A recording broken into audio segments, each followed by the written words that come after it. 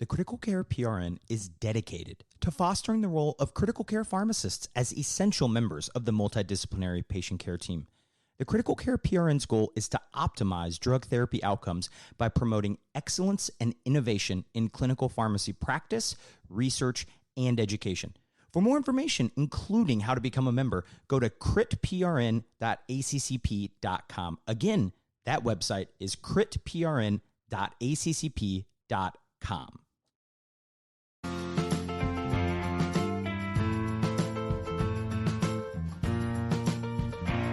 Welcome to PharmacyToDose, the Critical Care Podcast, a partner of the ACCP Critical Care PRN and a member of the Pharmacy Podcast Network.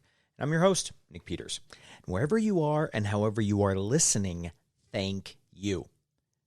Now, this was a great week of episodes. Not only did Rob McLaren join for a trial of the week looking at the Rivers Early Goal-Directed Therapy in Sepsis study, but man, today's episode is just as great with our focus remaining in septic shock. And today's title is the AVP, the All Vasopressin Podcast. And Gretchen, Sacha, and Seth Bauer, vasopressin research and pharmacist extraordinaire from the Cleveland Clinic, joined me to answer all the questions you've ever had about vasopressin and sepsis. When do we add it? What dose? Can we predict responsiveness? How to discontinue? What patients do we avoid using vasopressin in? What are some cost considerations? Can we use vasopressin in other disease states? And much, much more. Also, very excited to be at the ACCP annual meeting. I land in Dallas on Saturday. Can't wait to meet some friends of the pod in real life. So if you see me, if you're into me, be sure to come say hey. I'll have some free swag, some awesome 4-in-1 pens, as well as some mini Sharpies that you could put on your badge. So come and say hi. Let me know that you recognize you listen to the pod. I love meeting you, and we'll have some free giveaways. But without any further delays, a fantastic all vasopressin themed episode starts right now. Well, I am joined with two very special guests who need no introduction, Gretchen, Sacha, and Seth Bauer. Now, Gretchen is a critical care clinical pharmacist, and Seth is a clinical pharmacist, both working at the Cleveland Clinic in Cleveland, Ohio. You can find them on Twitter at Gretchen Sacha and at Seth R. Bauer. Man, both got your names. Look at that. Must be early adopters. So Seth, Gretchen, thank you both for joining today. Real treat and honor on my end. So thank you both. Thanks for having us. Especially together. At the same time. We're here together. Always. So we were talking about emails a little bit as we were planning and getting the episode set up. So I wanted to ask, and we don't know these answers. So there's been these kind of debates and things going around. What kind of email person are you, right? Are you a person that your inbox is 0? Is it in the hundreds? Or is it like 20,000? So I'll start. I'm a 0 inbox person. If I have the alerts, it gives me anxiety. So right now I have 3 unread messages, and that's because they've been sent since we recorded. So that's what I am. Seth, what's your inbox etiquette? My goal is to get to inbox 0. I rarely achieve said goal, but I'm also one who I leave my messages, quote, unread as a to-do list, not that I actually have not read them. So all of the emails in my inbox I have read, but I still have the alerts because that is my to-do list.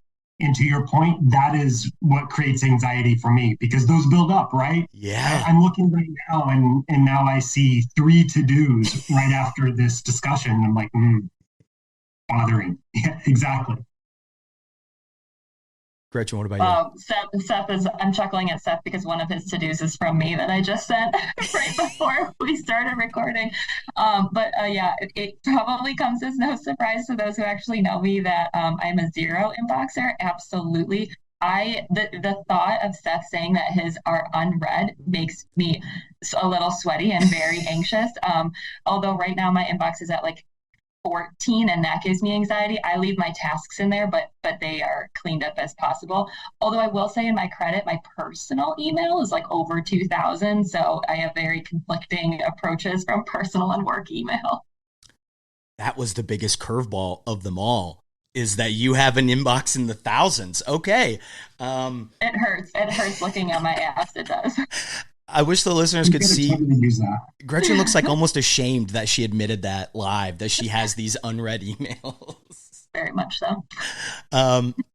All right. Well, thank you both for coming on, right? AVP, the All Vasopressin Podcast. So I thought we'll kind of start with kind of a little bit of an overview, and then we're going to get into all of it and talk about all the questions with vasopressin and bringing on some of the people who we're going to be referencing research that you're going to see both of their names on throughout the episode. So perfect guests. Now, I guess first things first, how long have we even been using vasopressin as a vasopressor? Ooh, that's kind of a tongue twister.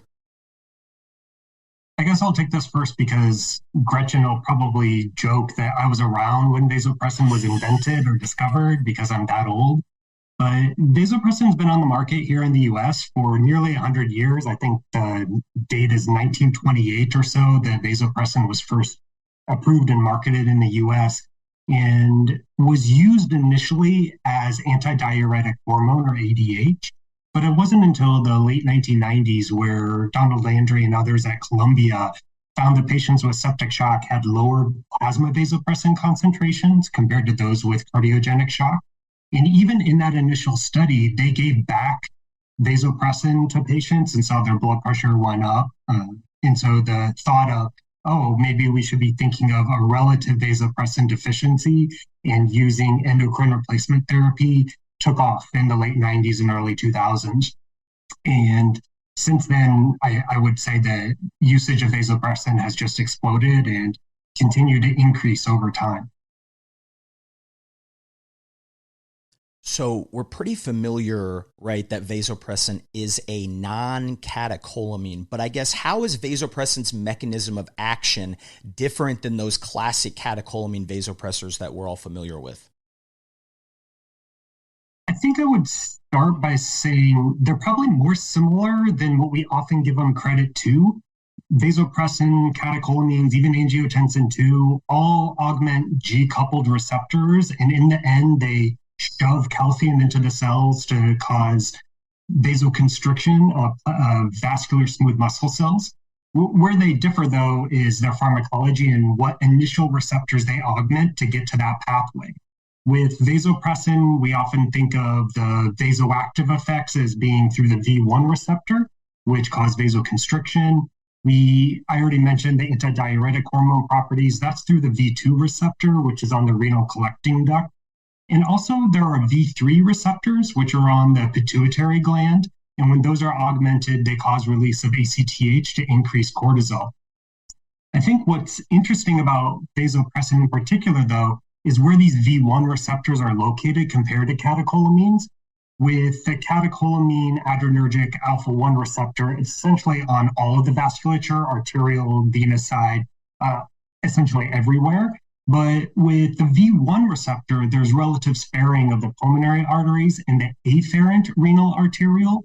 So this leads to less pulmonary vasoconstriction and increased glomerular filtration pressure because we're augmenting perfusion into the glomerulus and not limiting that perfusion. So vasopressin has a little bit of unique mechanisms, and also the receptor density in different places leads to some unique effects.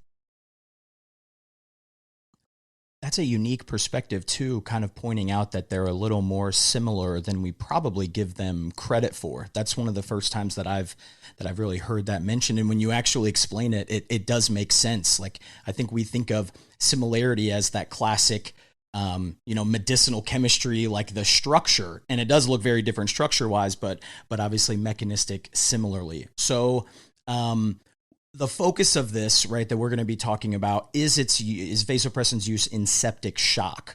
And when we think, I like to rank things, I think that's my red flag, right? If we're talking about social media things. So I asked as we start, what would you all consider as like the landmark vasopressin studies? If someone came up to you, said, Gretchen, Seth, we're actually going to replace our famous presidents, and we're going to let you all put abstracts of our favorite vasopressin articles on that beautiful Mount Rushmore, what would be featured there?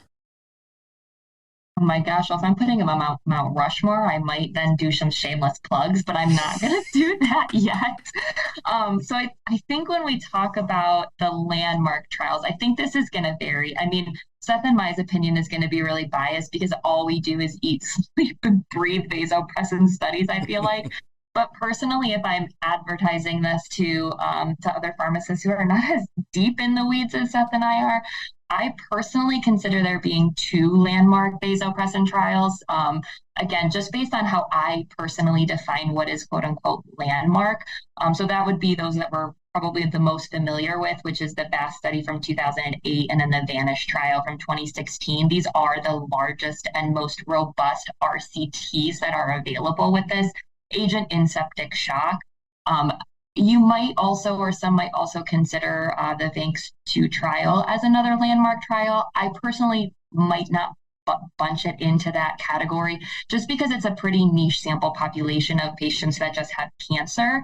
There's also a 2003 Dunser and colleagues trial that looks at vasopressin and vasodilatory shock. It was a small, albeit randomized control trial, but some might also bunch that into your landmark trials. I'm sure this actually we'll probably talk about this too as we progress through, but there's one of the other earlier prospective trials that I feel that I reference more frequently is the 2010 Torgerson trial that compared two different dosing regimens of vasopressin. I don't hear it as often discussed, but it is actually one of those that I would put up there because I refer to it more frequently. But I probably would say those probably capture the top trials that I would consider quote unquote landmark for this agent. I guess all I would add to that is if the question is broad of what is the vasopressin Mount Rushmore, Gretchen and I live and breathe septic shock, so that's all that she focused on. But there's a whole world out there, and I'm sure the audience doesn't just treat patients with septic shock. So I would mention the VANCS-1 trial, which was in the broad syndrome of vasodilatory shock, which I'm sure we'll talk about at some point. And the other study that is not well known is a study from Oliveira and others from Brazil, where this study was only published in abstract form, but they enrolled nearly 400 patients, which is about the same number as VANISH. And that trial often gets lost in the weeds because it's not published in a peer-reviewed journal, but it's often quoted in systematic reviews and meta-analyses. Yeah, I was actually going to also add to that.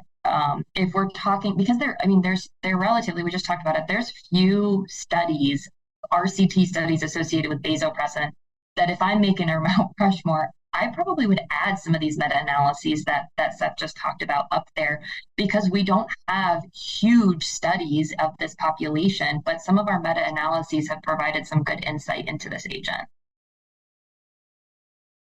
It almost feels like there should be tiers in a sense where you have the kind of VAST and VANISH up above everyone, and then you kind of have maybe the smaller, like you said, the VANCS-2, maybe we're looking at the VANCS, a little different population, and then kind of having some of those reviews, maybe the patient level meta-analyses kinds of things. So that's a really good point. But I always like to point out too, when we're talking about this, is like those two trials are really big studies. They're really big randomized like vasopressor studies, and that is uncommon in our common vasoactive agents, right? There are a few, but not as many. So vasopressin is a pretty well-researched drug, and we'll certainly get into some of those things. Now, building from those studies into our guideline recommendations, what do those surviving sepsis campaign guideline recommendations, what do they state vasopressin's role is in septic shock?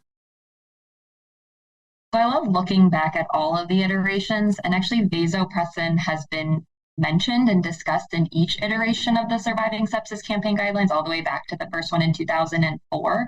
And the strength of its recommendation has actually increased over time, all the way up to what we have now in the 2021 iteration, where it's actually suggested for the first time as the second line adjunctive agent to either add to norepinephrine rather than adding epinephrine, which in past iterations, they've had varying recommendations, but the 2016 recommended either or vasopressin or epinephrine as the second line agent. So we're starting to see now the Surviving Sepsis campaign actually tease out vasopressin as their, however you want to call it, first-line adjunctive agent or their second-line agent on top of norepinephrine, rather than just continuing to escalate those doses of norepinephrine in patients that are not at their goal MAP.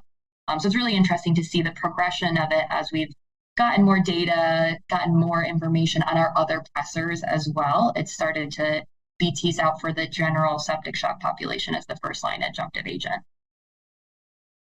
And I guess what I would note here is the suggestion for use of vasopressin, which is it always interesting wording, and I've recently become more familiar with how GRADE is used and guidelines are developed.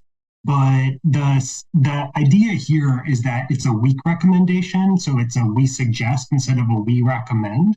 And the reason why it's a weak recommendation is if we look at the entire body of evidence, there is not high certainty that vasopressin improves outcomes. And for that reason, it gets a weak recommendation. The wording here of weak, I think, is a little bit of a misnomer, because in our current environment, we think of strong and weak as, this one's good and that one is bad. But this is more related to how GRADE was developed and is not necessarily a knock on how vasopressin should be used. It's really about the certainty of evidence. So is that generally how you all use vasopressin in your practice in the care of septic shock treatments, in the way that the guidelines kind of say they, adding for patients with inadequate MAP levels? Is that how you all do it, or do you stray from that at times? Well, the one thing I want to add too from what the 2021 guidelines say is that they actually also introduced this concept of when should we initiate vasopressin. So they inserted this remark, and it says something along the lines of, in our practice, vasopressin is usually started when the dose of norepinephrine is in the range of 0.25 to 0.5 mics per kilo per minute. Now, we can debate, and I'm sure we probably will debate, whether or not we think this dosing range is considered early or late. But it is at least the first time that they seem to be indicating that thought should be taken into regards of when we are initiating this agent. So now all that is to say, if I do have a standard patient, which, doesn't really exist, a standard patient with septic shock on escalating doses of norepinephrine, I really don't often stray from this recommendation. This is my standard approach. Of course, that's always taken into account, like the context of ensuring that my vasopressor selection is appropriate for that patient. That's probably a whole different podcast and discussion. But again, in the general patient population, I do feel it's appropriate to initiate vasopressin in. I do follow these recommendations. I might actually initiate it a little bit earlier, and we can talk a little bit more about that, but I don't often deviate. Nick, you asked the wrong people this question, right? Because we are vasopressin lovers, unabashed. And so, yeah, we use vasopressin all the time. And it is what I would call first-line adjunctive agent that I recommend in the typical patient with septic shock. So when to add vasopressin is probably one of the biggest questions, like you mentioned. Do we have any answer? The guidelines make that recommendation based on expert opinion. Do we have any other evidence other than truly like a consensus or an expert opinion for when to truly add on vasopressin? Oh gosh, do I love this kind of question. So it's actually been the focus of my research for quite some time. And this is for several reasons, but also in light of the vast subgroup analysis that found a lower mortality rate in the subgroup of patients that had less severe shock. Those patients, when they were randomized to receive vasopressin, had lower rates of mortality, and they defined less severe shock as requiring less than 15 mics per minute of norepinephrine at randomization. Now, of course, these results are from a subgroup analysis, but they've always stuck with me. And I always thought it was something that needed to be investigated further. We know already that there are other interventions out there like antibiotics in which timing is important and it can impact outcomes. So why wouldn't this apply to our other therapies like vasopressors and vasopressin? So I think I think many would argue that we don't have an answer to this question, at least not with large randomized controlled trials. And I agree with this to a point for sure, absolutely. But there is some data that I think is noteworthy and that we can discuss. Most of it is observational, but some of it does indicate that there can be an association with the timing of vasopressin initiation, though. I mean, it may be a secondary analysis, right? But that is the biggest study we have of vasopressin use in this population. So, you mentioned this has been the focus of your research. So have you had any, publications or findings to say kind of lead you one way or the other to help kind of answer some of this question? Yeah, and I mean, we've done research in this area, but it's not even just us. There's actually been quite a few observational, some pretty small randomized controlled trials too, or prospective studies, I should say, regarding the timing of vasopressin initiation. A lot of them are conflicting. Some see a benefit with early initiation, some see no impact of the timing of initiation. What I at least personally take from this conflicting piece is that the majority of the trials that have found no association with timing looked at timing based on the temporal time or the clock time or the time from shock onset. And this is, I think, where we need to take a step back and talk about what does timing mean too before we can talk about what the results are. So you can describe the timing of initiation of this therapy in many ways, right? I mean, you can talk about it temporally, like I just mentioned, or clinically at the bedside. I personally think it's easier to look at clinical markers as a trigger to initiate vasopressin, kind of like what we've already discussed of what VAS did, which is looking at the norepinephrine dose requirements, or even how severely ill or how hypoperfused the patient is by what their lactate concentration is. So to highlight, shameless plug, one of our institutional evaluations that we looked at, which was the largest evaluation that I know of, at least to date, that looked primarily at the question of the timing of initiation. We included over 1,600 patients, and we looked at each of these three timing variables. So the norepinephrine dose, the lactate concentration, and then the timing from shock onset, and tried to evaluate each of their association with in-hospital mortality. And what we found was increasing predicted probability of mortality as the norepinephrine dose at vasopressin initiation increased. So we say these results all the time. They're just so ingrained in my brain. Specifically, what we found was the odds of mortality increased by over 20% for each 10 mic per minute increase in the norepinephrine equivalent dose at vasopressin initiation. Now, that was up to an initial dose of 60 mics per minute of norepinephrine. And after that point, there was no association between when vasopressin was initiated and mortality, likely because it was futile or just initiated too late at that time. We also found a similar linear association between in-hospital mortality and lactate concentration. As that lactate concentration at vasopressin initiation increased, the predicted probability of in-hospital mortality increased as well. Also, like I talked about with those conflicting findings, when we looked at the clock time or the time from shock onset, we found no association between that time and and in-hospital mortality. So I think it's important to kind of circle around to all of the studies that we have. So when we look at these studies that have shown this positive association, and then there's some that have not shown association, I think it's pretty clear to say when we talk about the timing of vasopressin as a clock time from shock onset, there doesn't seem to be that association there. But when we talk about it from a perspective of the norepinephrine dose threshold or the lactate concentration, it's pretty consistent that it seems to be in patients in whom you're going to start vasopressin, you should start it at lower norepinephrine doses and lower lactate concentrations to get the most benefit from this agent.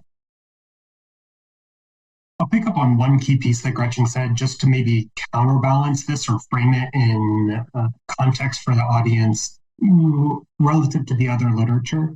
The key here is that all of the studies that Gretchen mentioned of observational studies, all of the patients in those studies eventually got vasopressin. So the studies were not a comparison of early vasopressin versus no vasopressin at all. They were, crystal ball is telling you you're going to get vasopressin eventually in your course. And if that crystal ball is telling you, yes, I'm going to use vasopressin, lower norepinephrine dosage is better than waiting until you get to a higher dosage. The reason I think this distinction is important, though, is there are subgroup analyses and even an individual patient data meta-analysis that suggested that compared to not giving vasopressin at all, starting vasopressin at lower norepinephrine dosages is not associated with improved outcomes. So I think it's a little bit of how are you slicing this pie? If you're a vasopressin naysayer and you say, I don't use vasopressin ever, then that's fine. I don't think early start or late start really matters. But if you're saying I'm in that camp of vasopressin users, it's a highly common drug in my practice, then I think these data do apply. And if you're going to eventually give vasopressin, then lower norepi doses seems to make a lot of sense.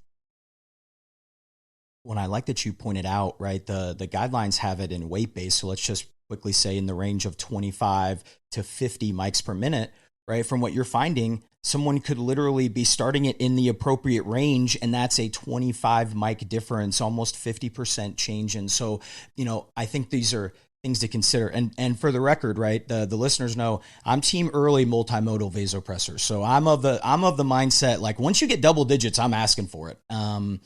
Because I think that, and I think the thing on timing is really important too, because these patients present differently. Our ER colleagues know you have the crashing septic shock patient who comes in and you're starting the norepi as you're resuscitating them, right? That's somebody you might want to put that on right away. But we also have the person that they come in and they have sepsis and then they slowly develop septic shock and their pressure goes, they present differently. So I like that emphasis on we should be using other markers like lactate or norepidose rather than looking at truly time from presentation. That's a really well-detailed answer to the first of many nuanced questions as we get into this. Now let's talk about dosing here. This is going to be a multiple choice question, which isn't very common. What is the most appropriate vasopressin infusion rate?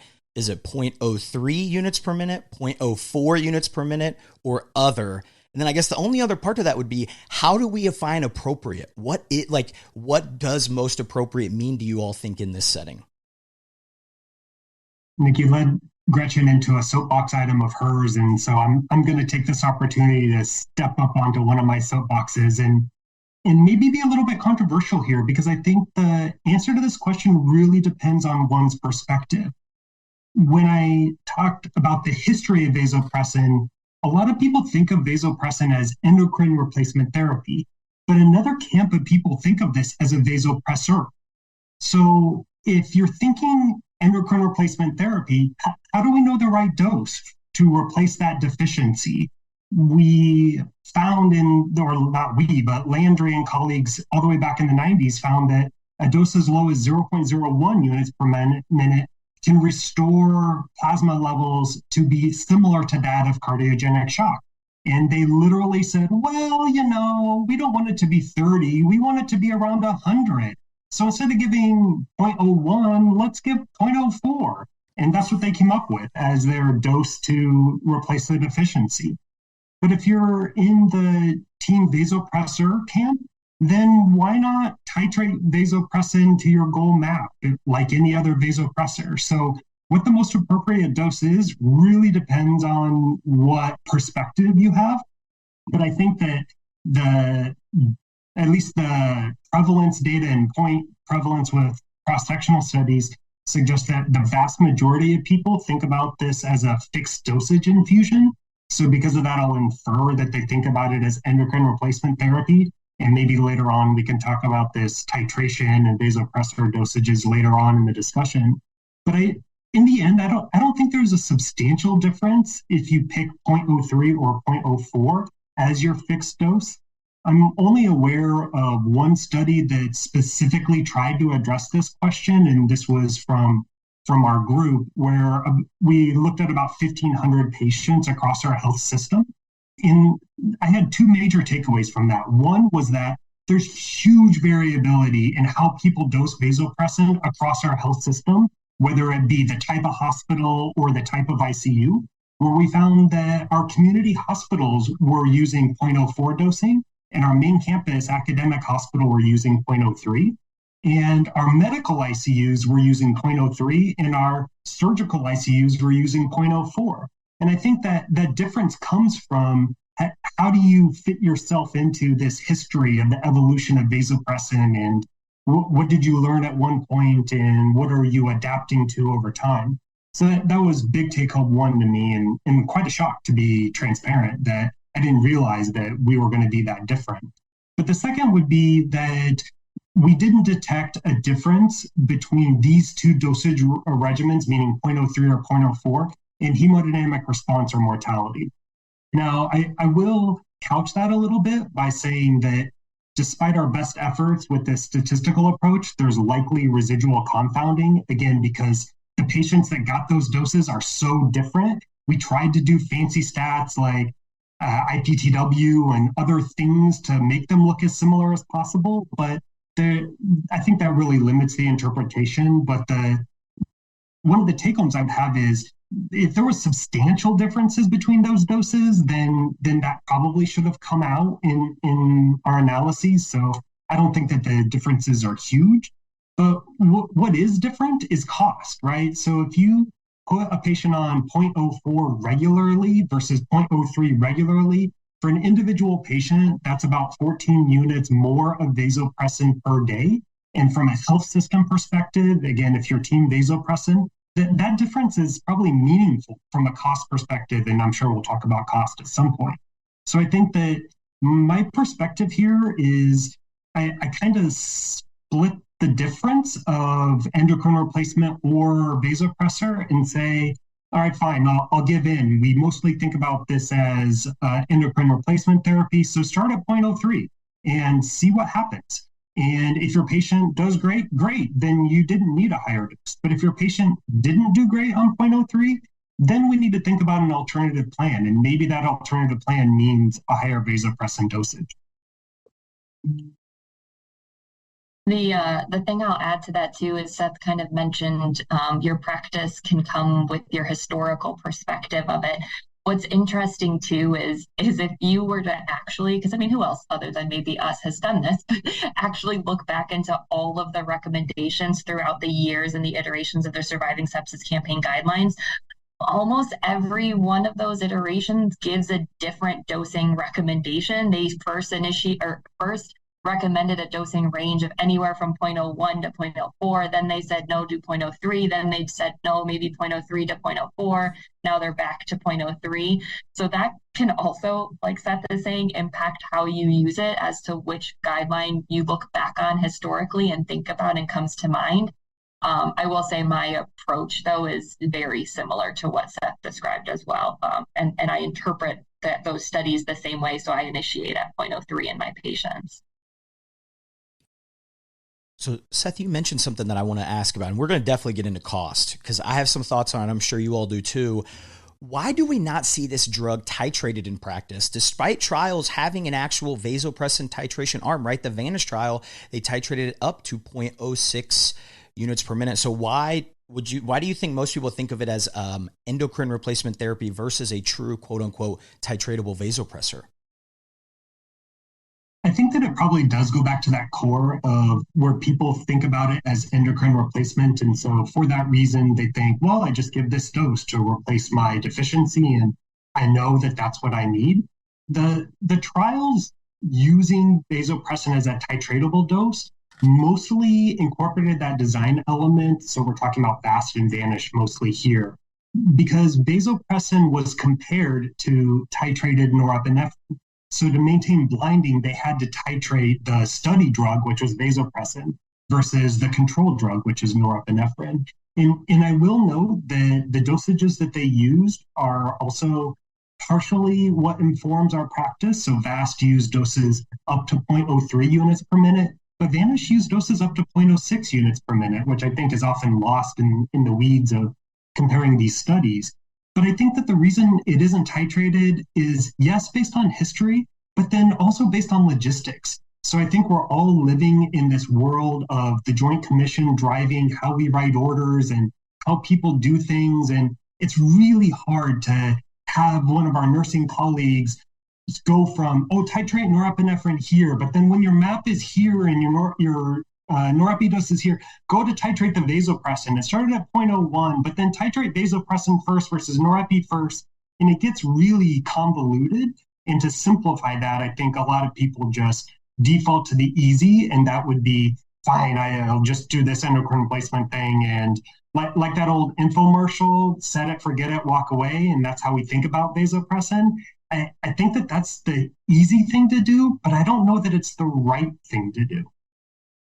So let's kind of talk about, this question's geared more towards our fixed dosing. And with that fixed dose, I'm always curious, is there any impact of weight extremes or large, or I guess even really small BMIs? Do we adjust based on that? I live in Indiana. We got some Hoosiers here. So am I giving, Meemaw, who's 60 kilos, and then the 160 kilo farmer, are they getting the same vasopressin dose?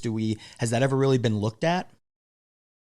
So it sounds weird to think that we don't adjust at this point in time. We all know this in practice. We don't do that, especially when you're talking about the scenarios like you just mentioned. And we know when we talk about our other pressors, there are some of our agents with some institutions that do titrate based on dose.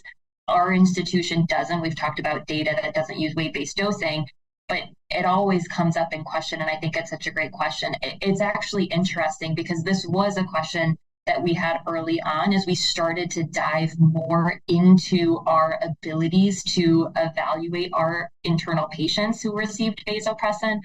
And it honestly was one of the first things we did. And we looked at this. We looked at whether or not there was an association between weight, BMI cutoffs, a couple of different factors of evaluating weight-based strategies for vasopressin, and then looking at the associated hemodynamic effects once vasopressin is initiated. And we actually found no association between any of these different weight cutoffs or BMI cutoffs and the clinical effects associated with vasopressin. So at this point in time, there doesn't seem to be data that indicate a need to adjust the dosing of vasopressin based on a patient's body weight or BMI. And then kind of the last thing I always like to talk about with dosing is our adverse effects. And does vasopressin have unique adverse effects, or maybe does it increase or decrease the risk of our classic, catecholamine ADEs? What does that profile look like? It's not necessarily unique to vasopressin, but compared with catecholamines, vasopressin causes more digital ischemia, and that has been shown in several meta-analyses, so I think it's a pretty consistent finding.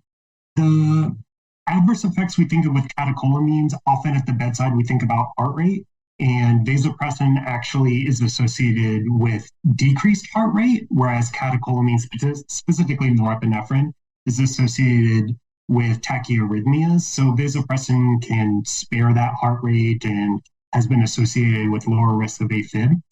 And there are a lot of other adverse effects that are listed in the product labeling, but they're pretty rare. I don't think I hold much worry for those. But the one to maybe note is hyperbilirubinemia. There have been a fair number of reports with increasing bilirubin levels, and this seems to be dose dependent. And so if you're one who's using higher doses of vasopressin, this may be an adverse effect to watch out for. And the mechanism here is thought to be due to decreased hepatic blood flow, and that leads to increased bilirubin concentrations. But at lower dosages of vasopressin, and when I'm saying lower, like 0.03 and lower, this is probably not that common of an adverse effect. So we've likely all experienced this phenomenon where you add vasopressin to your patient and the norepi rate comes down dramatically. Your maps look so good, everything's great. Or you add your vasopressin and it feels like it's not doing anything, right? I've sometimes had docs be like, are we sure they added this in the IV room? It's like, yes, we know they did. So are we able to predict who may respond favorably to vasopressin and those who may not? I love this description because I definitely agree. It's something that I never make always and never statements, but I feel like we have to be able to say here, everybody has experienced this. We wouldn't be using vasopressin anymore, right? In light of these, non-specific findings with VAST and VANISH that might say that overall there's no benefit to its use. Well, why do we keep using it? It's because we're all experiencing this phenomenon. our patients, at least some of them, are responding favorably to it. Now, I think predicting who can respond is a great question. I'm gonna put a pin in it for 1 minute, because I think we need to talk a little bit more about this phenomenon, as you called it. So we can call it hemodynamic response, if you will, positive hemodynamic response, however you want to associate it or label it. We looked into this as well, and what we found is in a sample of almost 1,000 patients who received vasopressin, actually 45% of them had this positive hemodynamic response. We were able to get a number associated with it.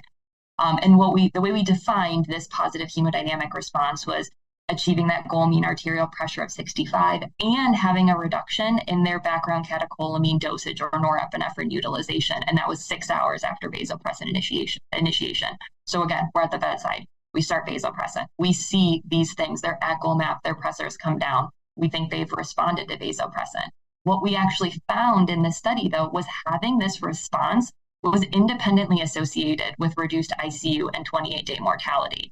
So we know, this sounds great. This phenomenon is wonderful at the bedside, but it's also associated with improved outcomes for our patients. So this, to me, is the key on why we need to continue to utilize vasopressin, because there's a subset of about half of our patients who favorably respond to it. So then the question becomes, who responds?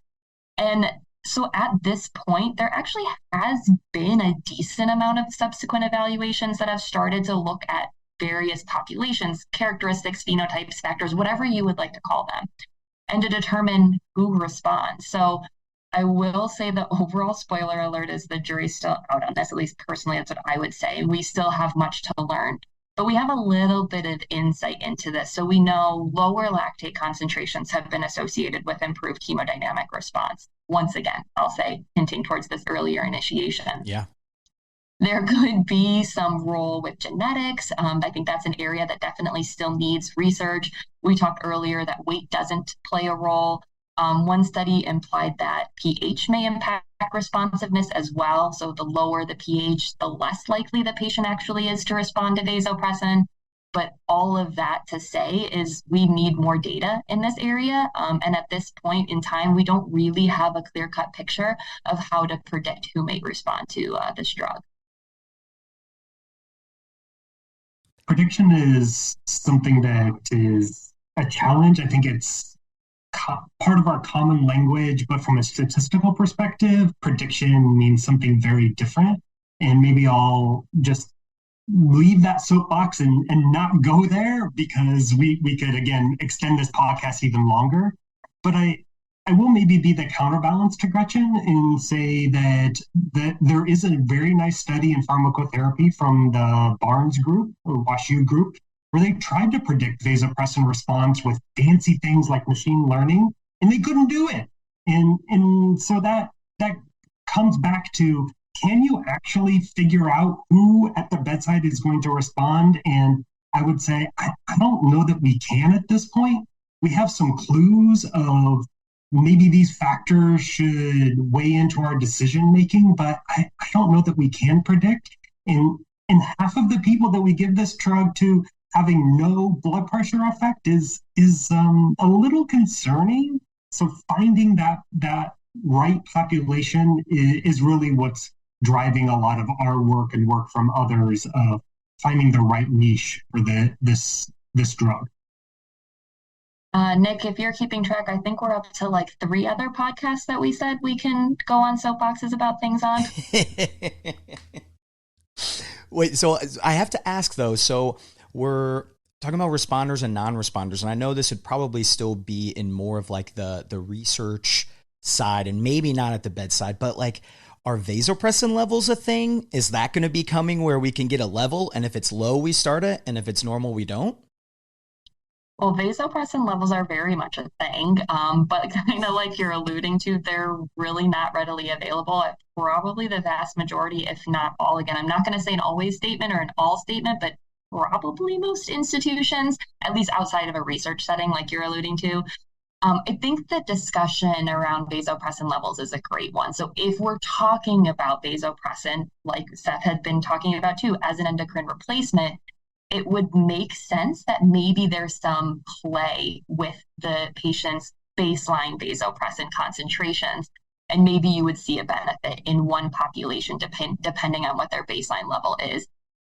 We looked at this again. I'm going to feel like a broken record. We looked at this. But we looked at this in some capacity, at least at our institution. And with the data that we had, we actually did not find an association between vasopressin concentrations and hemodynamic response. Now, I'll note that those vasopressin concentrations were while the patient was on vasopressin. They weren't baseline vasopressin concentrations.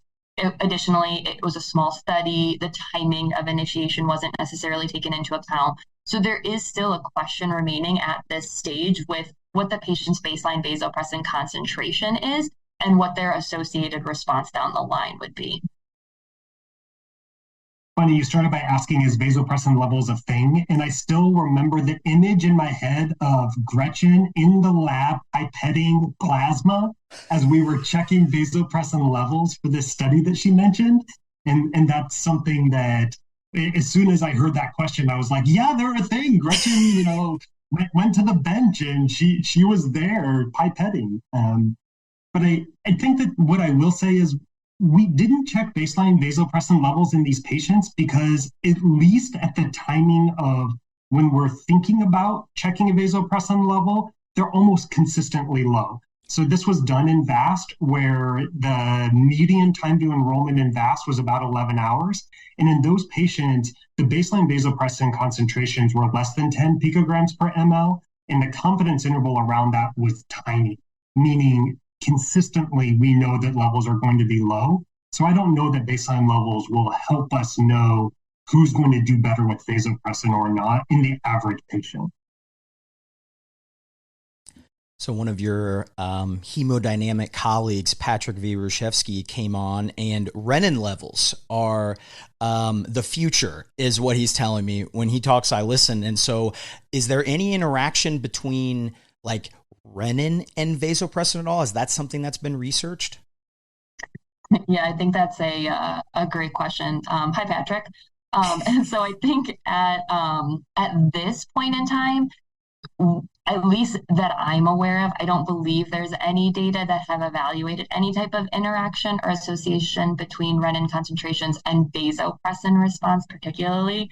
I mean, Patrick will talk about it and has talked about the renin and angiotensin II utilization and that association there. But with vasopressin specifically, I don't think that data is out there. Again, I think that this question, though, brings up a great point, too, though, in this entire discussion of establishing that there's really just so much that we don't know with vasopressin. And I mean, all of our vasoactive agents, sure I'll lump in Ang2 in there, too. There's so many likely different factors and variables that have the potential to interact and impact with the patient's overall response to these agents that we just haven't yet evaluated, that haven't been discovered. So I think that brings home a great question, but I'm just not aware of data at this stage. I think we have reasonable indirect evidence, though, that the answer to that question is probably. I think Gretchen's mentioned the association between lactate concentrations and vasopressin response, and we know that renin is a better indicator of perfusion than lactate.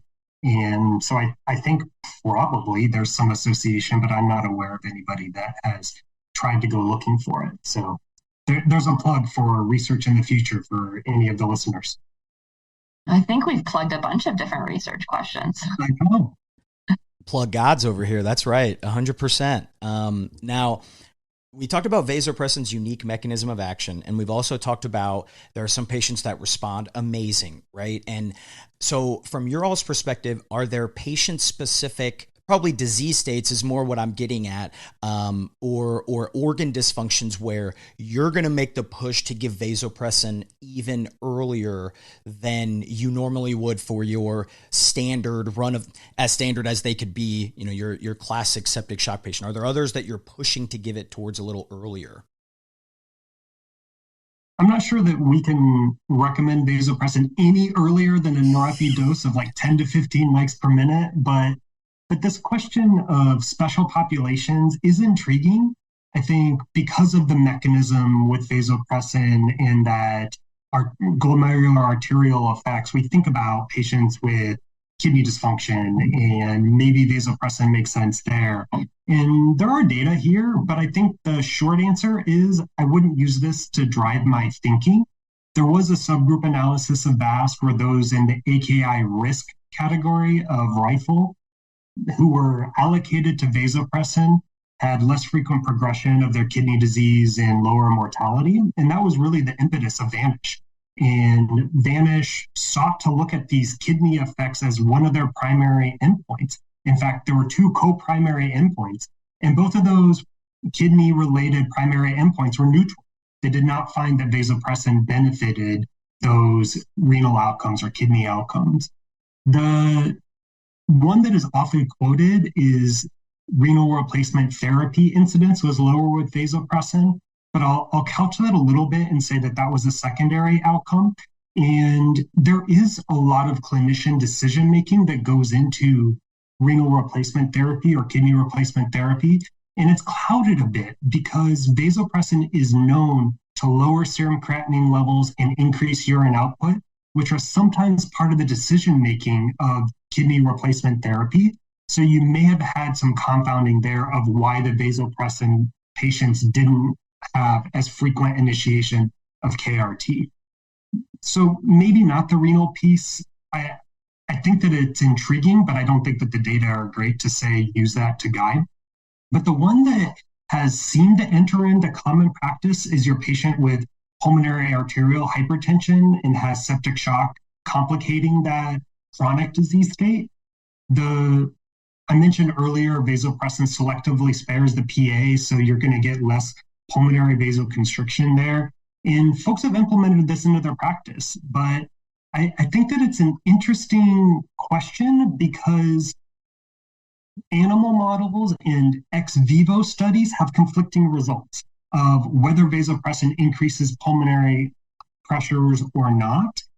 So I don't know. And there's an active trial with the cardiac surgery population trying to get more data on this particular question of if you have elevated pH pressures, is vasopressin better than norepi? But I think this is probably one that has entered into common practice just based on the mechanism. And that's an area where I know our intensivists and even I find myself thinking maybe vasopressin would be good in this special population, but that might be the only one where I think differently compared to just using norepi dose to guide my thinking.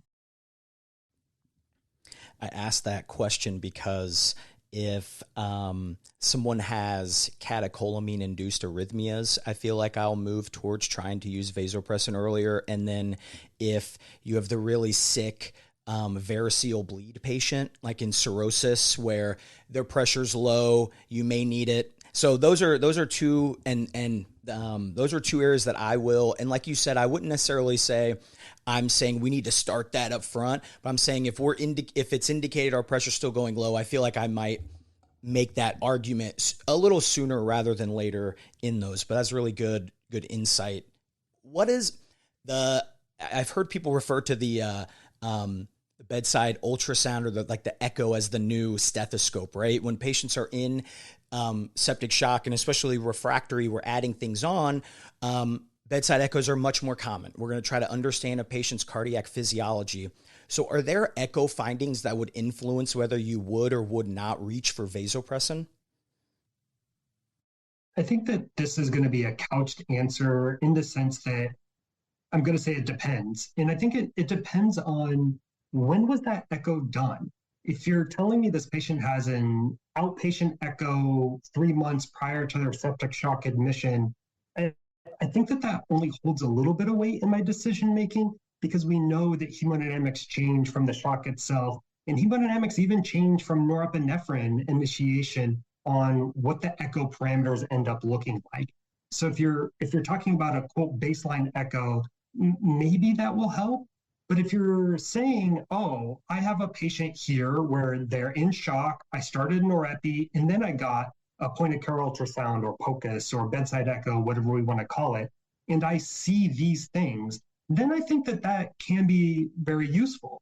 And we asked this question at our shop and only ended up with about 100 patients because we wanted to very specifically narrow that population to that question of that scenario of I had an echo, I was in shock, well, my patient was in shock on norepi, and they eventually got vasopressin. Are there any echo parameters that would influence some sort of outcomes? And the short answer here is that there were echo parameters that were different between vasopressin responders and non-responders.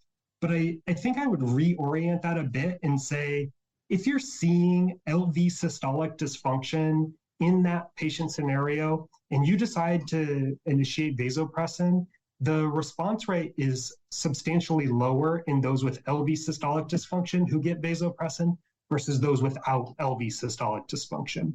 So, and here that was defined as an EF of less than 45%.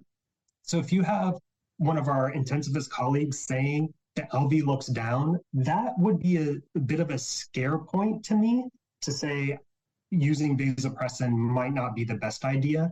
And I know that these data are preliminary and there's other studies going on, but that would be the one on echo where I would have hesitation about vasopressin. So when we think of, we're going to get a boxing ring, we think of our two common adjunctive agents for septic shock. In one corner, we have vasopressin, your heavyweight favorite, and the other side you have corticosteroids.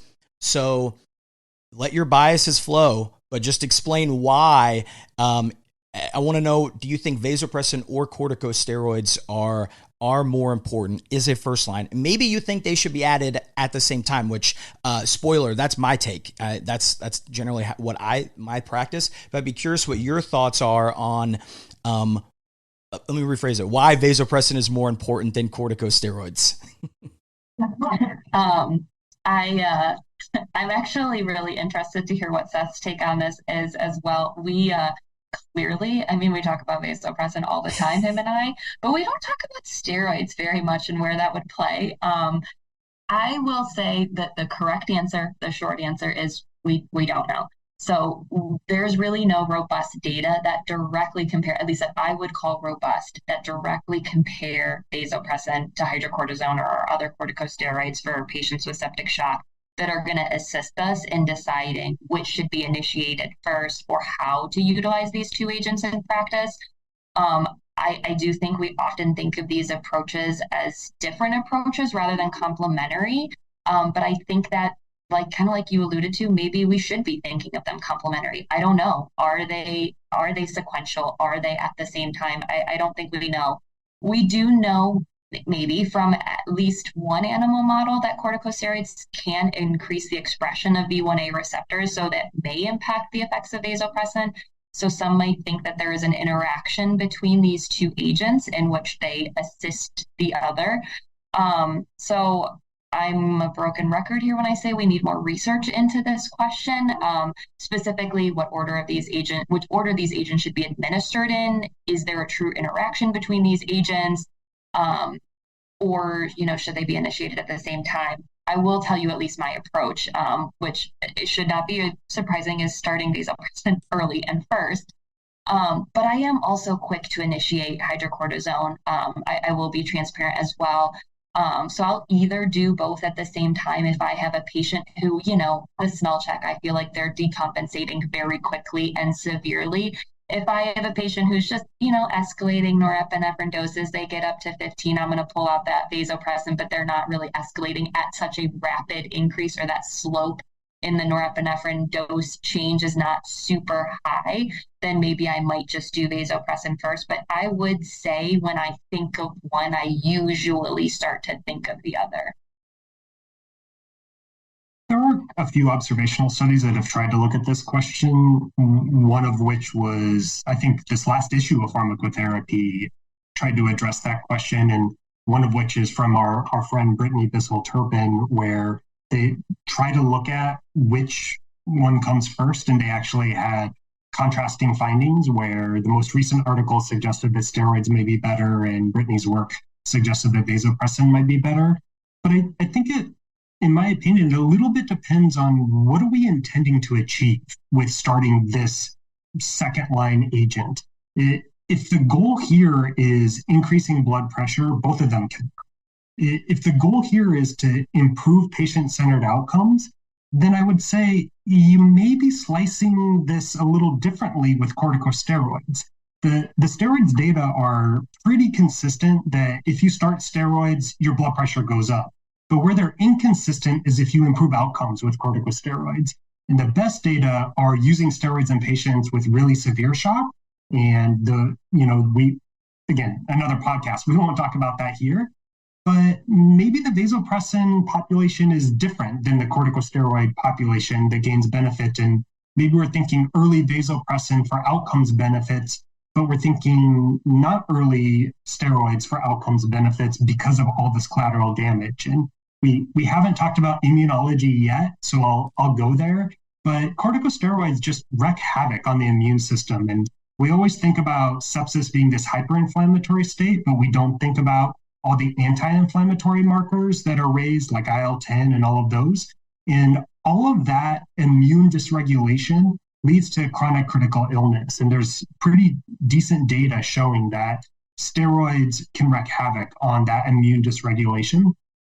And again, one plug for Team Vasopressin would be that vasopressin seems to be immune neutral, meaning that it doesn't cause immunodysfunction. And so maybe it could be an innocent bystander here in the sense of improving your blood pressure, but not doing badness. And doing badness is what I worry about with corticosteroids. So most of our discussion has been starting vasopressin, how to start it, what dose to do it at. So let's talk about discontinuation, which I think is weirdly a polarizing topic when I've talked to people about it before. What does the order of discontinuation matter? Thinking if someone's on norepinephrine and vasopressin, which one do you discontinue first? Do you stop the vasopressin or the norepi first? Do we have data to shows that it matters one way or the other?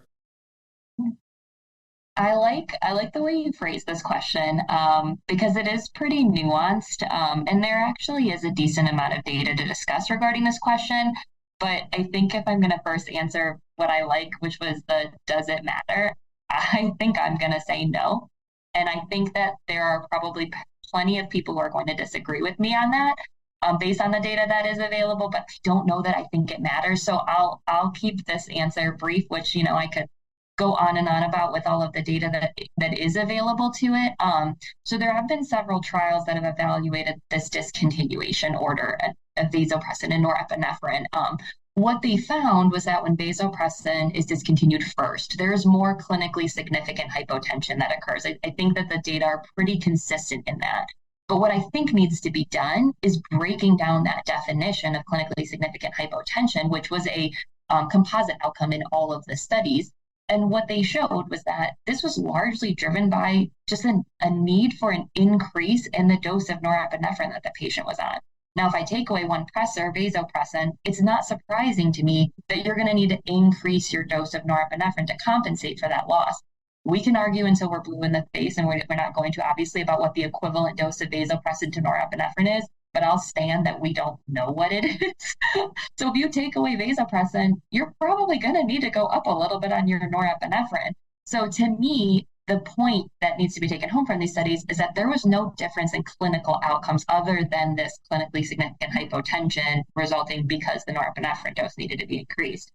There's no difference in mortality. There is no difference in any of these other pieces. So because of this, and because of the fact that it is easier to titrate norepinephrine for the many reasons that Seth kind of talked about earlier, that's why it's my practice to stop vasopressin first, because it's easier for our nurses at the bedside to then adjust the dose of norepinephrine rather than having to worry about playing around with vasopressin if the patient's norepinephrine comes off first and then they still go hypotensive. So yeah, I was gonna say overall, I think it kind of just clarifies that I don't really think it matters. I just think it's easier to discontinue vasopressin first. I think that's a great point that you brought it back to our bedside nurse and practicality, because when you do it the other way, you're going to get inundated with questions. You're going to have a protocol in your unit, and that nurse is going to ask the physician, and they are going to tell them something completely different, right? It just lots of room for like miscommunications there. Now, building off of that, I guess it would be part B of this.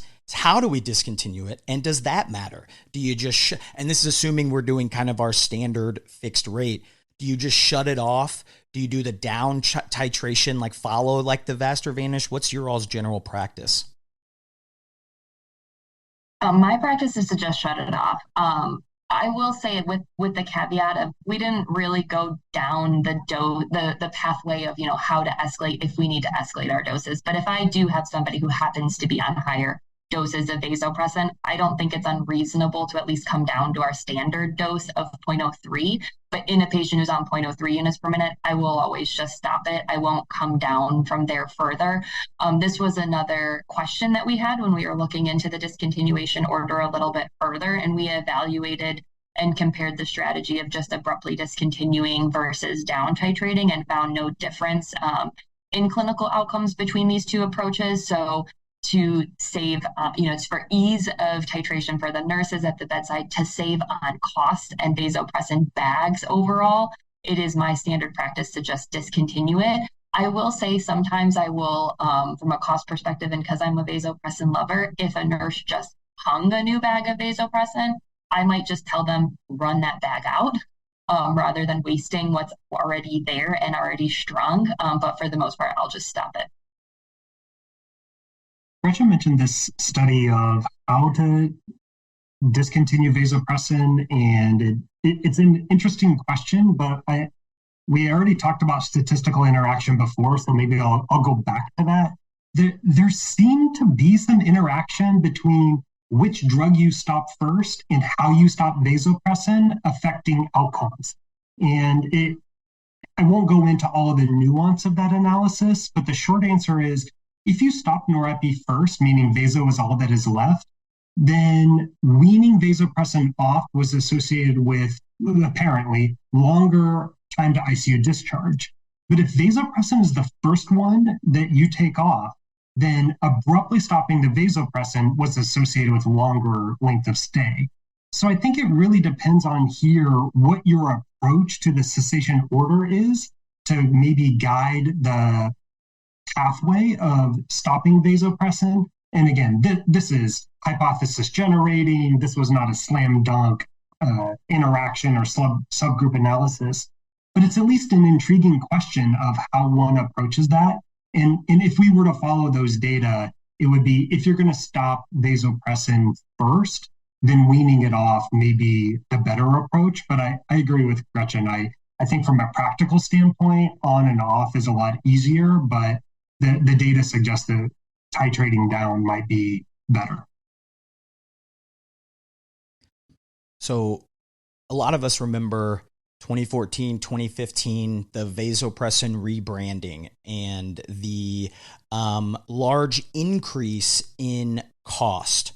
So I hinted at this earlier, but is cost as big of a concern with the vasopressin in October 2023 as many of us may think or remember from the rebranding that's right about 8-9 years ago at this point? I think the answer here is yes, because we're pharmacists and we always think about cost, right? It's always a big deal. And especially because departments of pharmacy are almost always in charge of the drug budget. So whatever we can do to lower drug cost is going to be relevant. And even though the cost of vasopressin has come down recently, it's still substantially expensive. And so cost probably does matter.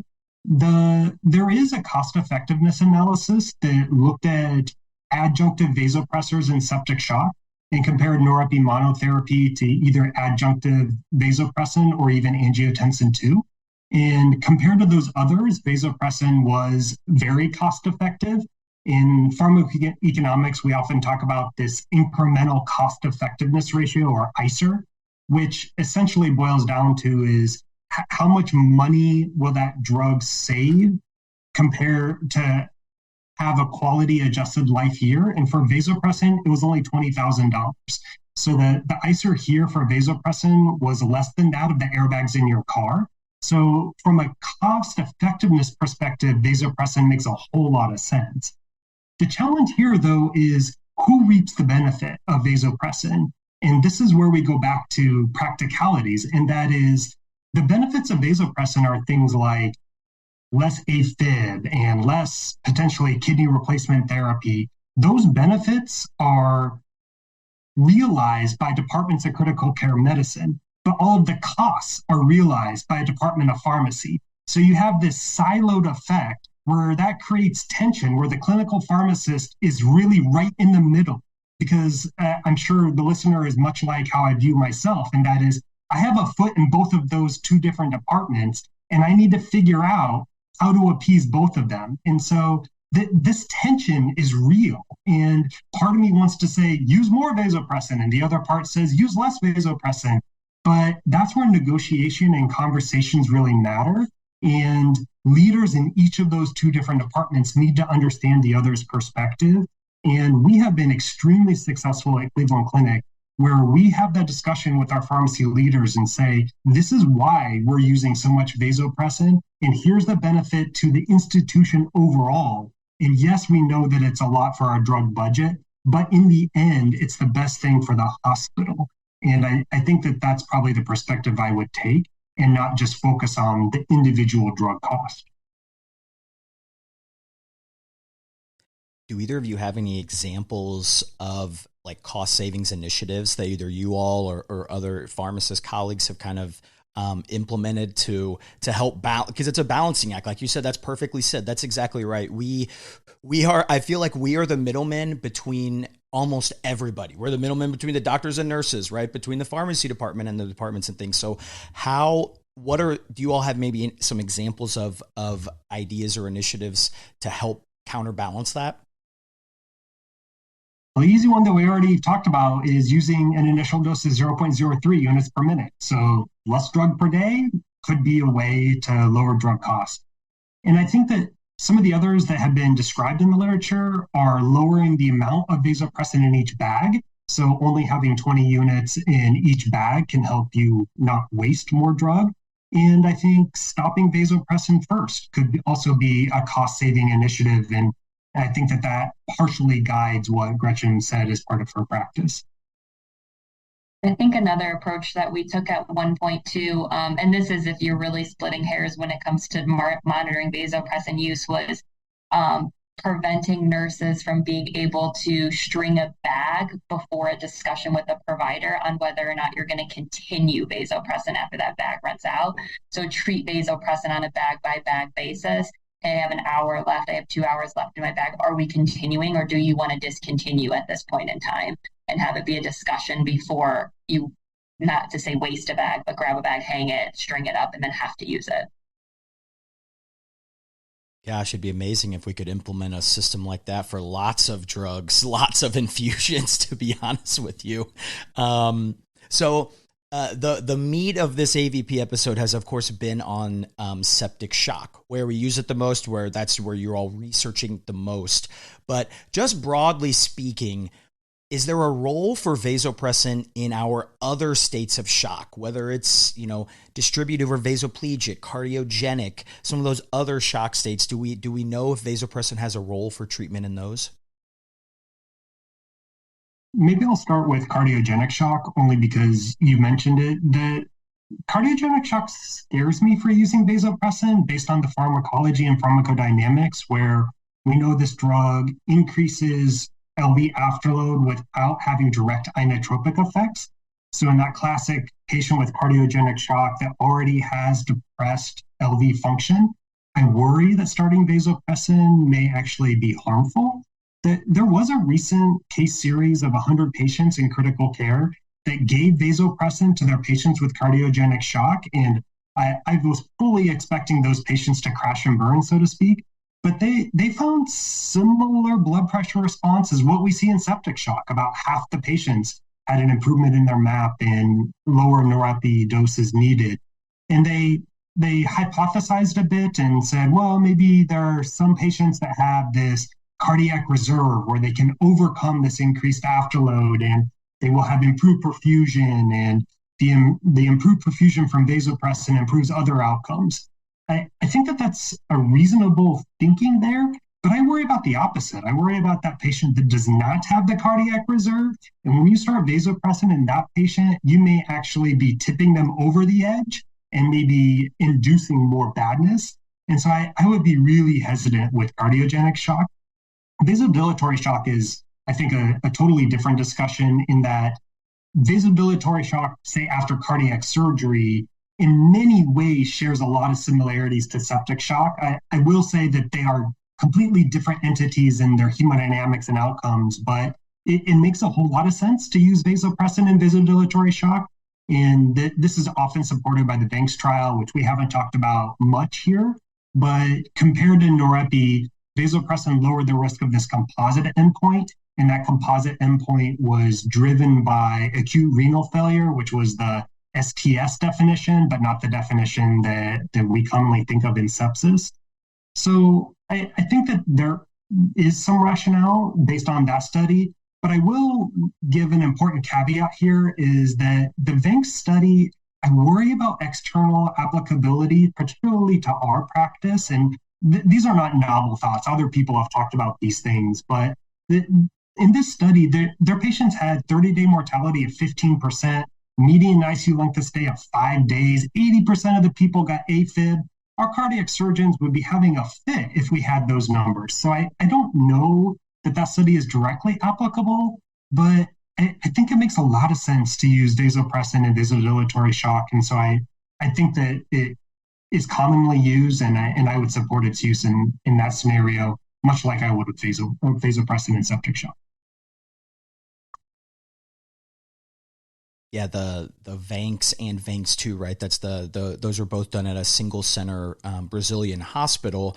So obviously some like Seth said, some external validity questions. And you mentioned cardiogenic shock, right? That brings back to the echo findings and the study from that, right? That if it looked like their EF was reduced, that's shown signs to not do it. That's the argument against cardiogenic shock too. So kind of bringing it full circle to our sepsis and some of that cardiac dysfunction that can come in those patients. Well, we got into, like I told the listeners, that we were going to be living in the weeds here, because these are all the vasopressin questions that I've always wanted to ask. And I got the experts on to try to truly pick their brain. Is there any research from your group or others that we should be on the horizon for that might answer some of these really good research questions that we've kind of talked about throughout the episode? Well, for externally, at least, I can't quite say everything, at least that's on the horizon with prospective research, just because I'm not quite aware of everything that's going on out there. That I think the last time I checked clinicaltrials.gov when searching for vasopressin and septic shock, I think there were actually pretty few trials in the pipeline, which I don't think is super surprising, because there's not really a market or a funding for vasopressin research, at least not prospectively. What I at least can say is a re-summary of everything that I've said about where we need more data, and where hopefully we can get some more insight with some of our future studies, even with its observational research. So, we need more definitive data on potentially supporting this association that we found with our observational data on the timing of vasopressin initiation. We need more insight into who responds to vasopressin and why. And we need more data into what to do with patients who don't respond to vasopressin, and then how do we pivot our approach with non-responders.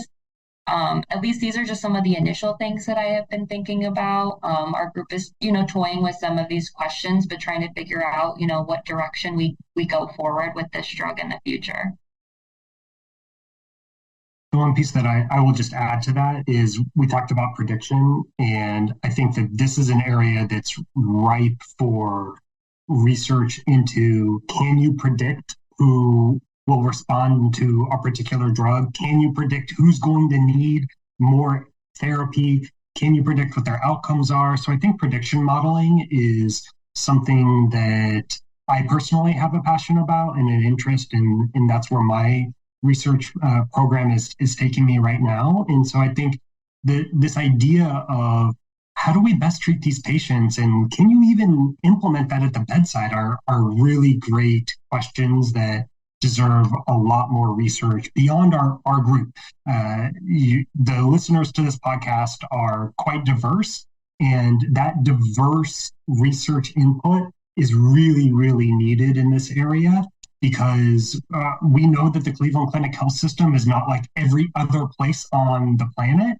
And so having that perspective from others and asking maybe even the same questions at their own shop, I think could be really, really helpful. So I invite anybody who has these questions to start into this research pathway, because this is an area where there's a lot of opportunity.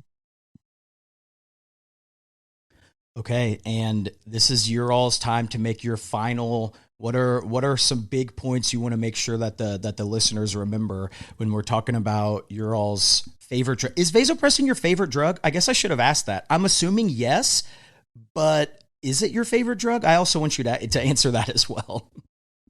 If we're talking about septic shock, I would say yes, without a doubt. It's my favorite drug. I don't know if I could pick a favorite drug in general outside of this specific niche population, but definitely my take-home points. Start vasopressin, start it early. Tell your institution to start it early and study it. I mean, we talked about so many different areas that need research. So we need to keep pumping out some more trials. I think one of the biggest things too is let's start taking some of these trials that did find an association and, like Seth said, replicate them, use similar definitions so that we don't have 20 different definitions of hemodynamic response. Let's get some more consistency in some of the research that comes out here. But yeah, take home, start it earlier. This is the thing. It's like when my family member gets admitted to the hospital, I'm putting it on early, and everybody knows about it. And I may or may not have done that actually. I'm still chuckling to myself by your question of, is this your favorite drug? And Gretchen knows this story. I was lucky enough to be invited to speak at CHEST last year. And one of the co-presenters in my session was Dr. Laura Evans, who is the first author on the 2021 Surviving Sepsis Guidelines. And we were bantering back and forth, and she said, "Oh, Seth, you're talking about vasopressin. Do you like vasopressin?" And I said, "Yeah, it's my favorite drug."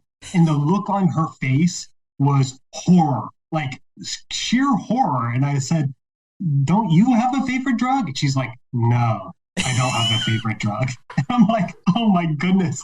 But yes, vasopressin is my favorite drug. And I think that there are plenty of opportunities here that we could reiterate, but I would just defer to Gretchen here and say that vasopressin makes a whole lot of sense. It probably makes sense earlier rather than later if you're a vasopressin user. And I would say research is really still needed. Whenever I talk about vasopressin with other people, a lot of people think that all of their questions are answered, but the reality is that I don't think they are. I think that we still have more questions than answers. So there's a lot of opportunity here. Well, Gretchen and Seth, thank you all so much for joining me. Not only is all of your research helping the patients, not only in Cleveland Clinic, but elsewhere, but I know all the listeners certainly learned a whole lot. This was so much fun. So remember, let them know how awesome of a job they did and all their research at Gretchen, Sacha, and at Seth R. Bauer. Greatly appreciate you both. Cleveland rocks. I completely agree. Thanks for coming on, you two. I appreciate it. Thank you. Thanks for the opportunity. It's been great. Wow.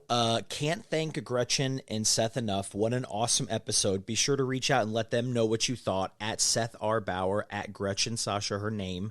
Let me know what you think at PharmacyToDose on your socials. If you want to shoot me an email, PharmacyToDose@gmail.com. And then, of course, the updated website, PharmacyToDose.com. The reference list is in that episode description as well as the website. And, folks, this is one of the best reference lists from an episode yet.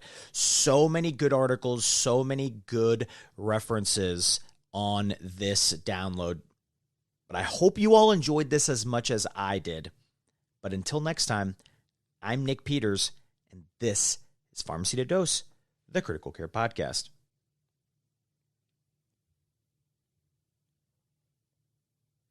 The Critical Care PRN optimizes drug therapy outcomes by promoting excellence and innovation in clinical pharmacy practice, research, and education. For more information, go to critprn.accp.com. Again, that is critprn.accp.com. The podcast provides general information only and does not offer individualized medical or professional healthcare services, including pharmaceutical advice. The contents and materials in the podcast are not intended to be a substitute for inpatient pharmaceutical advice, diagnosis, or treatment. Use of the contents and materials on the podcast does not constitute a pharmacist-patient relationship. As a result, the information in and materials linked to this podcast are applied at the user or patient's own risk. Users and patients should consult their physician or personal healthcare professional. The user or patient should not ignore or delay seeking care because of something they heard on this podcast. In case of an emergency, the user or patient should contact their physician, call 911, or go to the nearest medical emergency facility. The views and statements expressed on this podcast are those of the host and guests and should not be interpreted to reflect the official position or policy of ACCP or the Critical Care PRN. ACCP and the Critical Care PRN disclaim any and all liability or responsibility for any direct, indirect, incidental, special, consequential, or any other damages, including without limitation, loss of profits arising out of any use of, reference to, reliance on, or inability to use the podcast, its contents, and materials.